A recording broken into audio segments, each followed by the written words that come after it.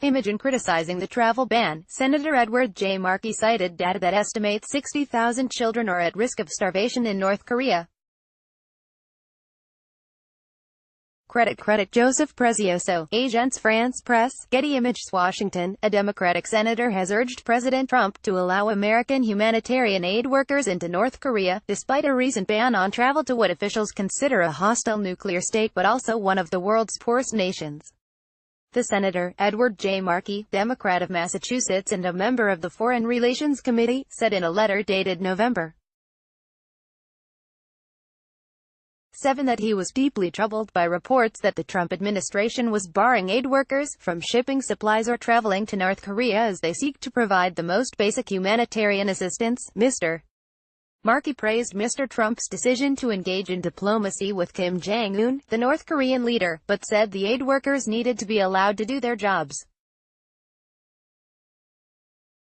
Aid groups provide a range of services, including agricultural training and surgery, but are finding it impossible to enter North Korea because of new State Department restrictions. The humanitarian situation in North Korea is far too dire for these draconian policies.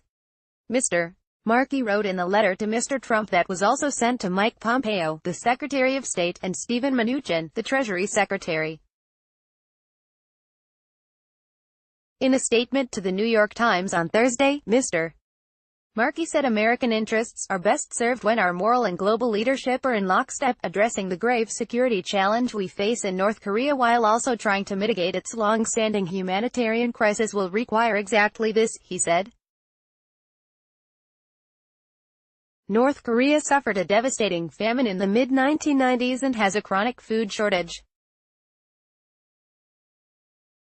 Mr. Markey cited United Nations data that estimates 60,000 children are at risk of starvation in North Korea, and he said drug-resistant tuberculosis, if left untreated, could spread across the country and to neighboring nations. In September 2017, the Trump administration enacted a general travel ban to North Korea after the death of Otto F. Warmbier, a University of Virginia student who was arrested while on tour in the North in 2016. Mr. Warmbier suffered severe brain damage while being detained and was released in a vegetative state in June 2017. He died days later. During the first year of the ban, American humanitarian aid workers were given a special validation to travel to North Korea with a one-visit-only passport issued by the State Department. Journalists traveling there get the same passport. Some aid workers received the special passport multiple times during that first year, and the ban was renewed in 2018, but in September, aid workers found that State Department officials had begun rejecting their applications for the passport. The letters of rejection said the workers had no recourse for appeal. A dozen American nonprofits work regularly in North Korea. The potential life-threatening consequences of this policy are far-reaching, said Keith Luce, executive director of the National Committee on North Korea, which represents the groups.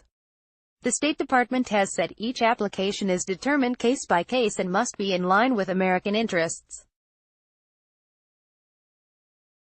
The travel ban on American aid workers was reported by The Times and The Wall Street Journal last month. Aid workers praised Mr. Markey's demand. Thank you, Sen. Markey, for holding the administration accountable. Ki Park, a Korean-American doctor who until this fall traveled regularly with medical delegations to North Korea, wrote on Twitter on Wednesday. The Trump administration has been looking to exert maximum pressure on North Korea by tightening economic sanctions. That is the main thrust of a plan to force North Korea to end and dismantle its nuclear weapons program. American analysts estimate North Korea has 30 to 60 nuclear warheads and can produce enough fissile material to make 6 to 7 bombs annually. Mr. Trump has been keen to engage diplomatically with Mr. Kim and persuade him to get rid of his nuclear weapons. The two held a historic summit meeting in Singapore in June. But the diplomacy has since stalled, and a critical meeting that was scheduled for Thursday between Mr. Pompeo and a North Korean counterpart, Kim Yong-chul, was cancelled. Kang Kyung-hwa, the South Korean foreign minister, said American officials relayed that North Korea had canceled the meeting, the Associated Press reported on Thursday.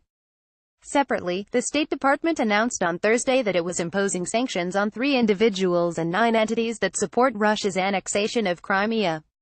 The targets of the sanctions are individuals or companies that engage in business in Crimea that further the goals of annexation or carry out serious human rights abuses, the State Department said. The United States does not and will not recognize Russia's purported annexation of Crimea, it said.